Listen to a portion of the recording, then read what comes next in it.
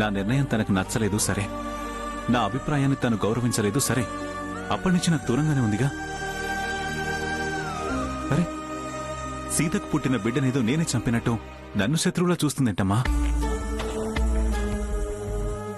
అది దైవ నిర్ణయం. దానికి నేనెలా కారణమవుతాను? అరే, 7 ఏళ్లు గడిచిపోయింది. సీతలో ఇంకా అదే మొండితనం, అదే కోపం. పాపం మీరు మాత్రం భార్య మీద ఇంత నమ్మకం పెట్టుకుని సీతక్క ఎప్పటికైనా మీ దగ్గరికి తిరిగి రాదా అని ఇన్నేళ్లగా ఎదురు చూస్తూనే ఉన్నారు. తనకు బిడ్డ దూరమై జరిగిన అన్యాయాన్ని అనవసరంగా మీ మీద కావాలని రుద్దడం కాకపోతే అందుకు మీరెలా బాధ్యులవుతారు బావగారు? ఇంతకీ మిమ్మల్ని ఎలా ఉన్నారు అని కనీసం అడిగినైనా అడిగిందా అక్క? నేను అడిగితే కూడా సరిగ్గా సమాధానం చెప్పలేదు. తనదే నిజం అనుకునే ఆహానికి అధికారం చేయాలి అనే కోరిక తప్ప గౌరవం ఇవ్వాల్సిన బంధం దగ్గర కూడా అణకువగా ఉండాలి అనే స్వభావం ఉండదండి. సీతక్కది మొదట్నుంచి అదే తీరు కదా. కాలం గడుస్తున్నా కూడా ఇంకా అదే తీరంటే ఎలా దాక్షాయణి? జీవితం అన్నాక మంచి చెడు ఉంటుంది, పట్టువిడుపులు ఉంటాయి. అన్నిటికీ నా మాటే రైట్ అంటే కరెక్ట్ కాదు కదా. 2 చేతులు కలిస్తేనే చప్పట్లొస్తాయి కదా బావగారు. 2 మనసులు ముడిపడితేనే బంధం గట్టిగా ఉంటుంది.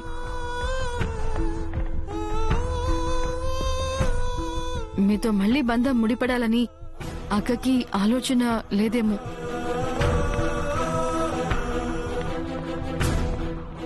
అక్కని కలపాలి అన్న ధ్యాసైనా లేదేమో. అదే తలుచుకుంటూ మీరిలా దిగులు పెంచుకుంటూ పోతే ప్రయోజనమేముంది? మీకు చేరువవ్వాలి అని అక్కకు లేని ఆరాటం ఏ తప్పు చేయని మీకెందుకు బావగారు? రండి, ఫోన్ చేద్దరు. ఇప్పుడొద్దమ్మా. నమస్కారం రామరాజు గారు. నమస్కారం. ఏంటిలా వచ్చారు? మన ఊర్లో మేమందరం కలిసి ఒక సంక్షేమ సంఘం నడుపుతూ కష్టంలో ఉన్న వారికి సహాయం చేస్తున్నామని మీకు తెలుసు కదండి. అవును, తెలుసు. ఈసారి అమ్మానాథాశ్రమం పిల్లలకి ఆర్థికంగా సహాయం చేయాలని నిర్ణయించుకున్నాం. అక్కడ పిల్లలకి డబ్బులు లేక తిండికి కూడా ఇబ్బంది పడుతున్నారండి. అందుకు నా వంతుగా సహాయం ఎలా చేయాలో చెప్పండి, నేను చేస్తాను. అక్కడ ఉండే అనాథ పిల్లలతో సాంస్కృతిక కార్యక్రమాలు చేయించి వచ్చిన విరాళాలన్నీ వాళ్ళకి ఇద్దామని అనుకుంటున్నాం. మంచి ఆలోచన. మీరు ముందుండి సాంస్కృతిక కార్యక్రమాలు నడిపిస్తే కాస్త డబ్బు ఎక్కువగా వస్తుందని మా ఆలోచన. తప్పకుండా. పిల్లలకు మంచి జరుగుతుందంటే నేనెందుకు కాదంటాను? ఆశ్రమంలోనే కార్యక్రమాలు ఏర్పాటు చేస్తాం. డేట్ నిర్ణయించి మీకు చెప్తాం. మీరు రావాలి. తప్పకుండా వస్తాను. మరి మేము వెళ్ళొస్తామండి. నమస్కారం.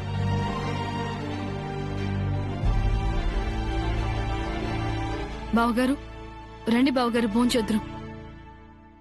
ఇప్పుడొద్దమ్మా.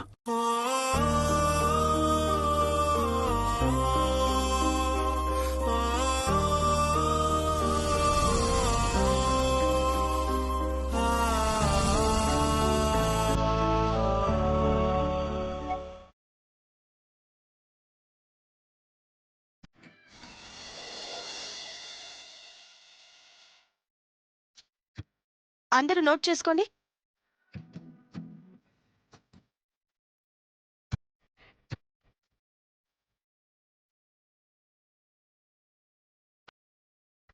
సరిగ్గా నోట్ చేసుకుంటున్నారా?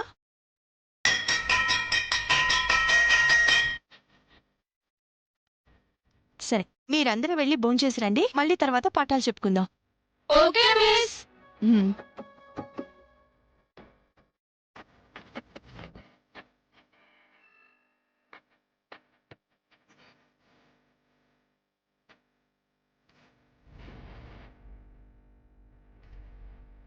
మేడం, మీ భోజనానికి ఏర్పాట్లు చేయమంటారా? ఆహా, నాకు ఇంటి దగ్గర నుంచి క్యారేజ్ వస్తుంది. పిల్లల వరకు ఏర్పాటు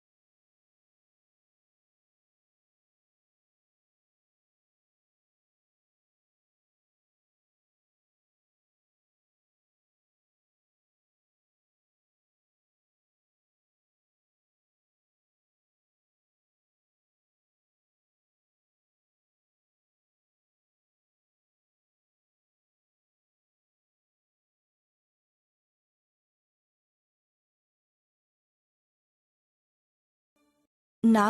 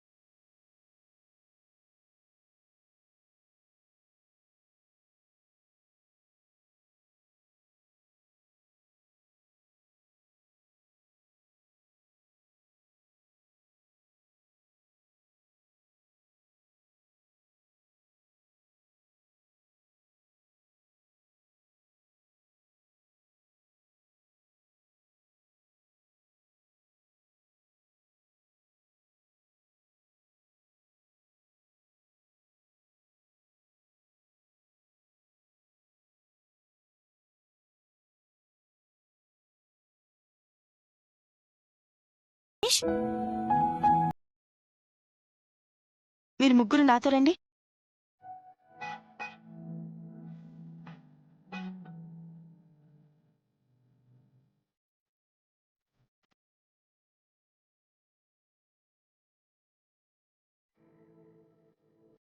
ఏంటలా చూస్తున్నా?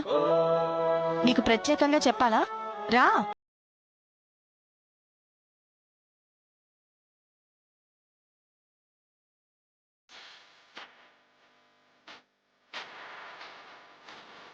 నాతో రండి.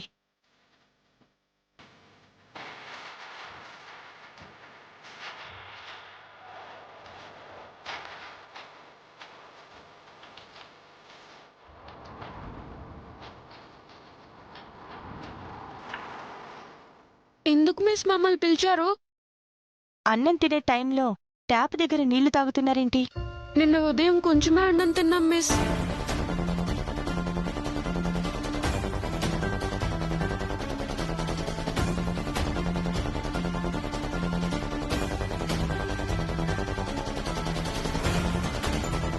ఏంటి?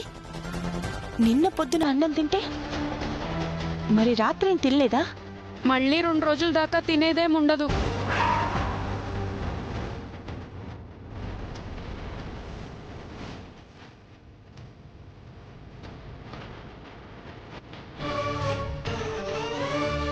అదేంటి? ఒక్క పూట తిని 2 రోజులు పస్తులుంటారా? ఆకలితో అలా ఎలా ఉండగలుగుతారు? అమ్మ లేకుండా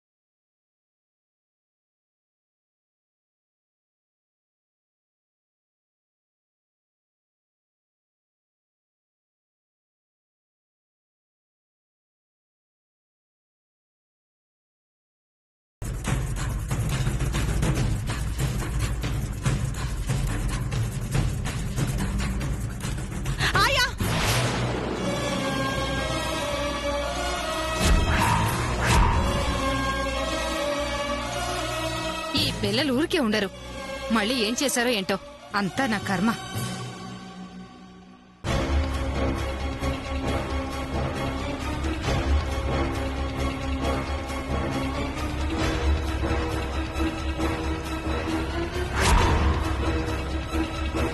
ఏమైంది మేడం?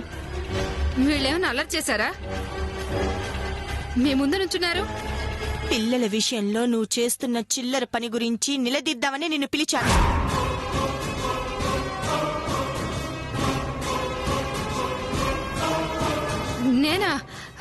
నేనేం చిల్లర పని చేశానమ్మా? అనాథలైనంత మాత్రాన అన్నం తినరు అనుకున్నావా?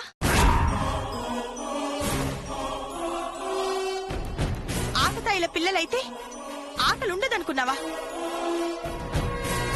ఎందుకు వీళ్ళకి రోజు సరిగ్గా తిండి పెట్టడం లేదు?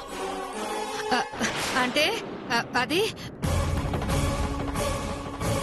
బియ్యంతో సహా పప్పు, ఉప్పు అన్నీ నిండుకున్నాయమ్మా. పచ్చి అబద్ధం. బస్తా నిండా బియ్యం ఉన్నాయి,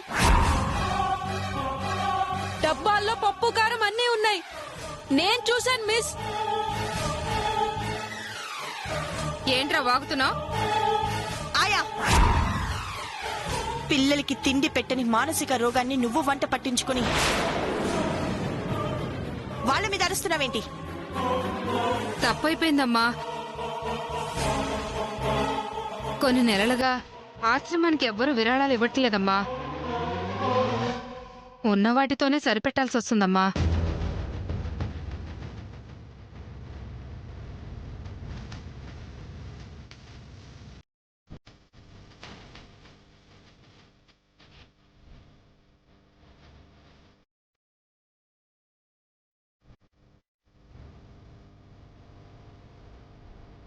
పిల్లల కడుపు మాడటానికి వీల్లేదు. 2 పూటల మంచిగా తిండి పెట్టు. ఇదిగో ఈ డబ్బులు తీసుకుని సరుకులు, కూరగాయలు తీసుకురా. ఇంకొకసారి ఇది రిపీట్ అయితే మాత్రం నీ తాట తీస్తాను. అలాగేనమ్మా. తీసుకో. వెళ్ళి ముందు పిల్లలకి వంట చేసి భోజనం పెట్టు. సరేనమ్మా. వెళ్ళు. ఆ.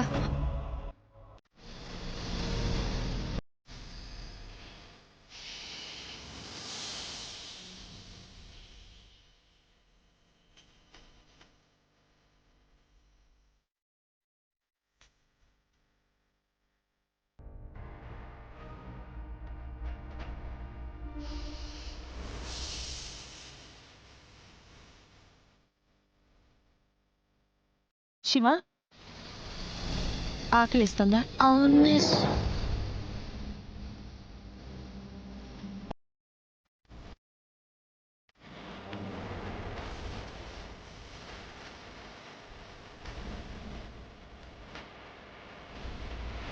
మీరు ముగ్గురు ఇక్కడ కూర్చోండి. నా క్యారేజ్లో అన్నం మీరు తిందురు గాని. వద్దు మిస్, మీరు తినండి. ఆయా మాకు వండుతుందిగా, మేము అదే తింటాం. మళ్ళీ మీకు సరిపోదు.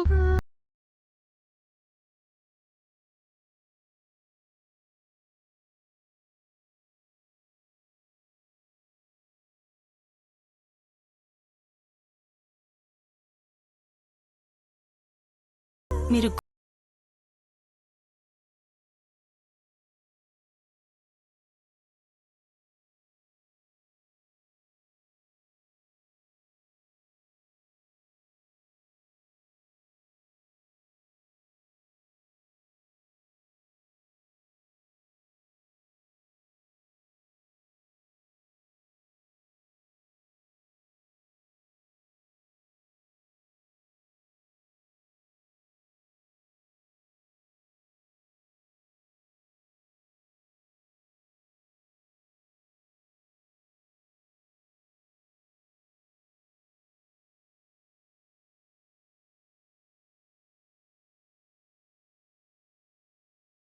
మీరు అనవసరంగా నాతో గుంజలు తీయించారు.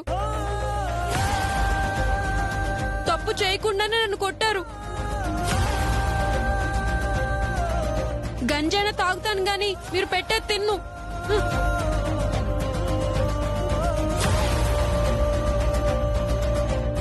ఏంట్రా నీకు మరి ఇంత మండుతాను? నిజాయితీగా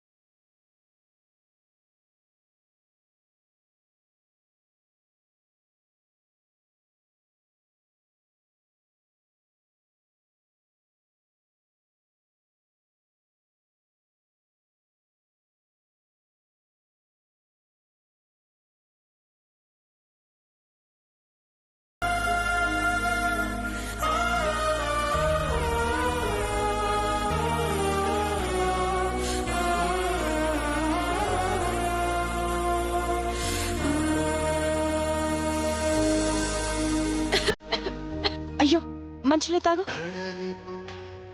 కెరటమా చిక్కని కావ్యమా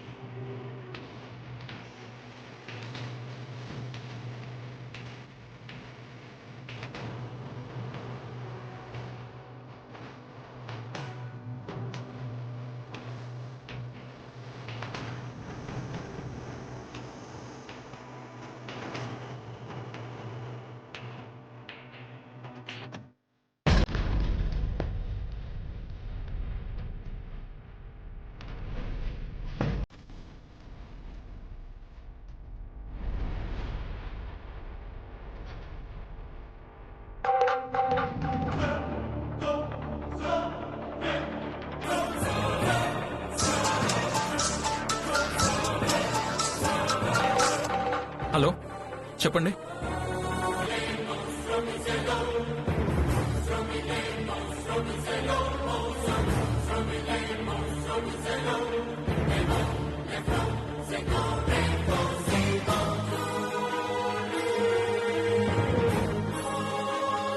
$200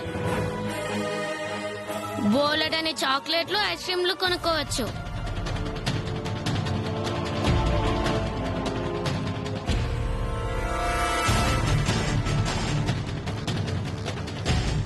రైట్. దొంగతనం చేయడం ఏంట్రా సిగ్గు లేకుండా? సిగ్గులే